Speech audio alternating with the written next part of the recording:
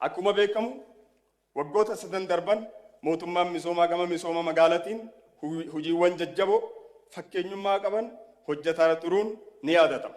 Keessattuu hojiiwwan qindaa'aa misoomaa koriidarii walqabatee bu'uuraalee misoomaa garaagaraa daandiiwwan babal'aa sochii mijataa uumuu danda'an daandii imaltoota lafoo sarara imala biskileetii hojiiwwan magariisummaa magaalatii fi paarkiiwwan adda addaatii fi sararoonni ifaa sadarkaa isaanii eeggatan akkasuma ammootinu misoomni qarqara laggeenii qulqullina qaban biyya keenya keessatti hojjetamaa turuun isaa ni yaadatama.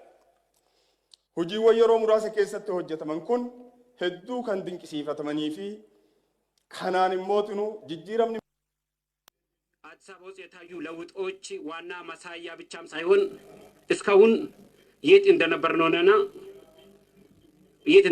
ጥያቄ የሚያስነሳብን ነው። ከዚህ በመቀጠል የኢፌዴሪ ፕሬዝዳንት ታዬ አጽቀሥላሴ መንግስት ደህንነትን ለመቀነስና ለዜጎች የስራ ዕድል ለመፍጠር ለከተማ ትኩረት እንደሚሰራ ማህበረሰቡ ተጠቃሚ እንደሚሆን ተገልጾ ነበር። ይሁን እንጂ አንዳንድ ከተሞች ውስጥ የልማት አፈጻጸም ከኮሪደር ጋር ተያይዞ የተለያዩ ቅሬታዎች ሲነሱ ይታያሉ። ህንፃዎችና የመሰረተ ልማቶች ሲፈርሱ የከተማ ነዋሪ በሙሉ አቅም አለማየታቸውና ግንዛቤ አለመኖራቸው በአጠቃላይ አፈጻጸሙ ተመሳሳይ አለመሆኑ ይህንን ስራ የኡሙ ኒያርግ ከወጀሙ ሙሜ ሚኒስቴራ hanqinaalee raawwii misooma qindaa'aa koriidarii keessatti mul'atan kana karaa guutuu ta'een furuudhaaf kallattiin mootummaan qabatee irratti ibsa dabalataa akka nuu kennitan isin gaafadhaa jaalatooma.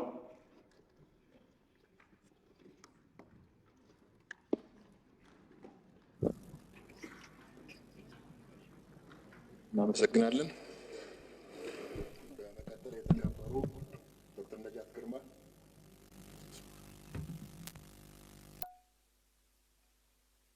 እናለሁ የተከበሩ አፈ ጉባኤ እንዲሁም ክቡር የፌዴሪ ጠቅላይ ሚኒስትር ለምናነሳቸው ጥያቄዎች በመካከላችን ስለተገኙ እርሶንም አመሰግናለሁ።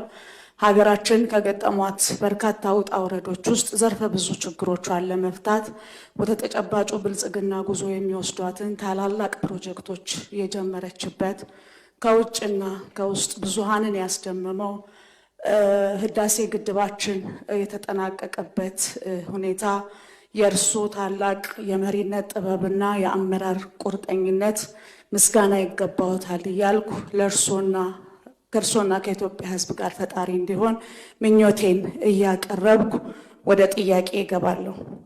ክቡር ጠቅላይ ሚኒስትር፣ የኑሮ ውድነትን ለማሻሻል በተደረገው ተከታታይ ጥረት የዋጋ ንረት በ2016 በጀት ዓመት ሰኔ ወር ላይ 19.9 በመቶ ሆኖ ተመዝግቦ የነበረ ሲሆን በ2017 በጀት ዓመት ሰኔ ወር ላይ የ3 ነጥብ ቅናሽ በማሳየት 13.9 በመቶ ሆኖ መመዝገቡና የመንግስት ሰራተኛ ደሞዝ ማሻሻያ በማድረግ 4760 የነበረውን ዝቅተኛ ደሞዝ ወደ 6000 ብር ማሳደግ መቻሉን በክቡር ፕሬዝዳንት ንግግር ላይ ተጠቅሷል።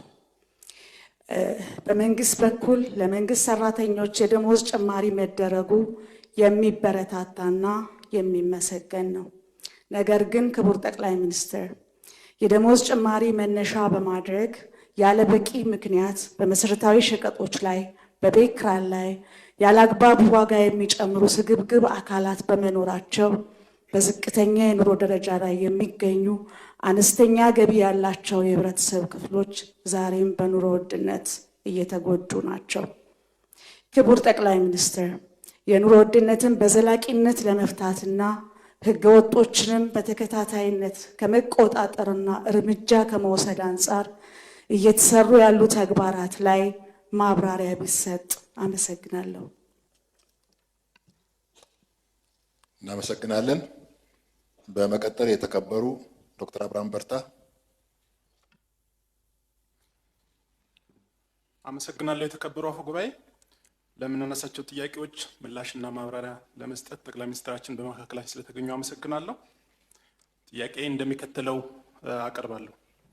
ኢትዮጵያ የረጅም ጊዜ የሀገርነት ታሪክ፣ የስልጣኔ ባለቤት፣ ጂኦስትራቴጂካሊ ምቹ እና በርካታ የተፈጥሮ ሀብት ያላት ሀገር ብትሆንም የህዝቦቿን ተድላና ምቾት ማረጋገጥ ትልቅ ፈተና ሆኖ ዛሬም ድረስ ቀጥሏል።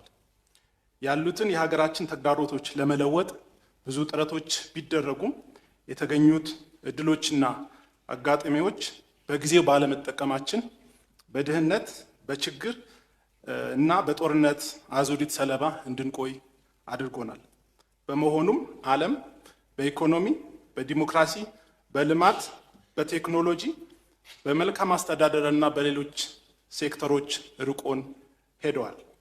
እነዚህ ችግሮች ለማጥበብም ሆነ ለመቀነስ በሀገራዊ ጉዳዮች ላይ መተማመን እንዲፈጠር የፖለቲካ ባህላችን በሀሳብ ላይ የተመሰረተ እንዲሆን የሀሳብ ልዩነቶቻችንና አለመግባባቶቻችን በውይይት እንዲፈቱ ሀገራዊ ምክክር ኮሚሽን ተቋቁሞ ስራ ላይ መሆኑ ይታወቃል። በትልቅ ተስፋ የምንመለከተው የሀገራዊ ምክክር ሂደት ለብዙ ዓመታት ሲንከባለሉ የመጡብን ሀገራዊ ችግሮቻችን የምንፈታበት የተረጋጋ፣ ሰላማዊ፣ ዲሞክራሲያዊ የሆነ ሀገር እንዲኖረን በዜጎች መካከል መተማመን እንዲፈጠር ምክክሩ የሚጫወተው ሚና ከፍተኛ ነው። እስካሁን ድረስ በክልል፣ በፌዴራል፣ በውጭ ሀገራት የተለያዩ የማህበረሰብ ክፍሎችና ኢትዮጵያውያን በተደረጉ ሰፋፊ ውይይቶች ከቀረቡ አጀንዳዎች እንደምንረዳው ከሀገራዊ ምክክሩ የሚጠበቀው ዋና ውጤቶች መካከል አንዱ የምርጫ አካሄድን ማሻሻልና በጥቅሉ የፖለቲካ ስርዓታችን እንዲቃና ወይም እንዲስተካከል ማድረግ ነው። በያዝነው ዓመት ህገ መንግስታዊ ጊዜን ጠብቆ የሚደረገው 7ኛ ሀገር አቀፍ ምርጫና ከሀገራዊ ምክክሩ ሂደት ጋር ተደርበው በመምጣታቸው ሀገራዊ ምርጫም ሆነ ሀገራዊ ምክክሩ ይድረስ አከናውኖ ዓላማቸው እንዳይስቱ ትኩረት የሚሰጠው ጉዳይ ነው። ክቡር ጠቅላይ ሚኒስትር፣ ከዚህ በፊት የነበሩ የምርጫ ሂደቶች የታማኒነት፣ የፍትሐዊነት፣ የህዝብ እውነተኛ ጥያቄ የሚነሳባቸው ስርዓቶች በመሆናቸው 7ኛው ሀገር አቀፍ ምርጫ አሁንም በተመሳሳይ ወይም በተለመደው የምርጫ ሂደት ነው የሚካሄደው? ወይንስ በሀገራዊ ምክክር አማካኝነት የመጡ ምክር ሀሳቦች ተጨምረው የፖለቲካ እና የምርጫ ስርዓታችን ጋር የተያያዙ ጉዳዮች አካቶና ተሻሽሎ በአዲስ መልክ ነው የሚካሄደው? በአዲስ መልክ ነው የሚካሄደው ከተባለ ሀገራዊ ምክክሩ በጊዜ ጨርሶና የመጡ ምክር ሀሳቦች ተካተው ህጋዊ መሰረት ሰጥቶ በአዲስ መልክ ምርጫው ለማካሄድ ምርጫው በተቀመጠለት ጊዜ ማጠናቀቅ ይቻላል ወይ? ያለው ጊዜ በቂ አይደለም ተብሎ ከታሰበ ብዙ ተስፋ የተጣለበት የሀገራዊ ምክክር ውሳኔዎች ወይም ምክር ሀሳቦች ለቀጣይ 5 ዓመት በዝምታ ሊታለፉ ነው ወይስ ጊዜውን ለማሳጠር የሚወሰዱ ህጋዊ መንገዶች አሉ? ይህንን በማድረግ ሂደት የሚነሱ ተግዳሮቶች መንግስት በምን አይነት መንገድ ሊፈታ አስቧል? አመሰግናለሁ። እናመሰግናለን። በመቀጠል የተከበሩ አልማው ጥጋቡ። አመሰግናለሁ። የተከበሩ አፈ ጉባኤ፣ የምናከብረው ጠቅላይ ሚኒስትራችን ዶክተር አብይ አህመድ አሊ ለምናነሳቸው ጥያቄዎች ምላሽና ማብራሪያ ለመስጠት ስለተገኙ ከልብ እናመሰግናለን።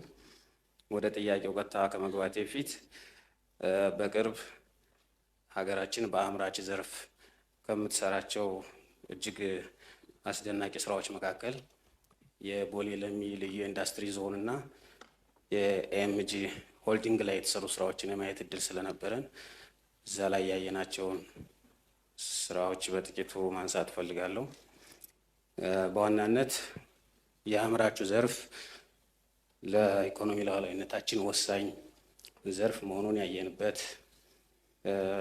በተጨባጭ ያሉብንን ማክሮ ኢኮኖሚክ ስብራቶች ለመፍታት እንዲሆን ይህ ዘርፍ እጅግ ወሳኝ መሆኑን ተመልክተናል።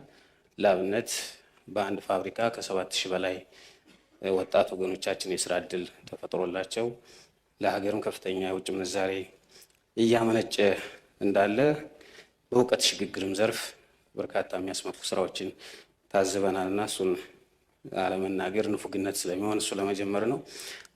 በተለይ በግል ያስደመመኝ ልዩ እንደ ሀገርም ልዩ የሆነ ብረትን ከሀገር ውስጥ ጥሬ እቃ የማምረት ከአይረን ኦር የማምረት ስራን ኤምጂኦ ዲንግ ላይ አይተናል። የመስታወት ፍጆታችንም ሊያሟላ የሚችል በአመት እስከ 600 ሺህ ቶን ማምረት የሚችል ፋብሪካ በጥሩ ሁኔታ ላይ እየተገነባ እንዳለ አይተናል እና እሱ ይበል ይደግ ስለሚያሰኝና ዘርፉን ለመሩ አመራሮችና ለጠቅላይ ሚኒስትራችንም ምስጋና መስጠት ስለፈለኩ ነው።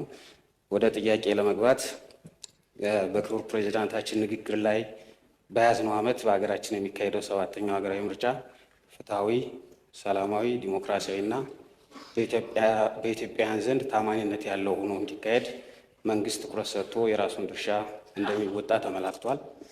በሀገራችን ህገ መንግስት መሰረት የመንግስት ስልጣን የሚያዘው በዲሞክራሲያዊ መንገድ በህዝብ ምርጫና ይሁንታ ሆኖ ሳለ በምርጫ የማያምኑ የህዝብን ድምፅ ለመቀበል ፈቃደኛ ያልሆኑ ስልጣንን በኃይልና በጉልበት ብቻ ለመያዝ የሚመኙ ኃይሎች ደግሞ ዛሬም ቅዠታቸውን አላቆሙም።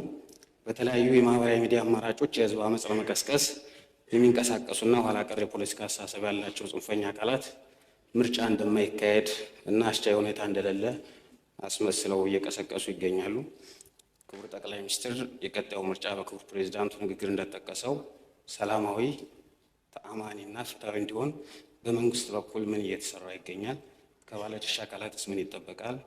በተለይ አመፅን እና ሁከት መንገድ መርጠው መርዛማ ፕሮፓጋንዳ በየዕለቱ የሚረጩ የጥፋት ኃይሎችን በጋራ ለመመከት ከእያንዳንዱ ዜጋ ምን ይጠበቃል?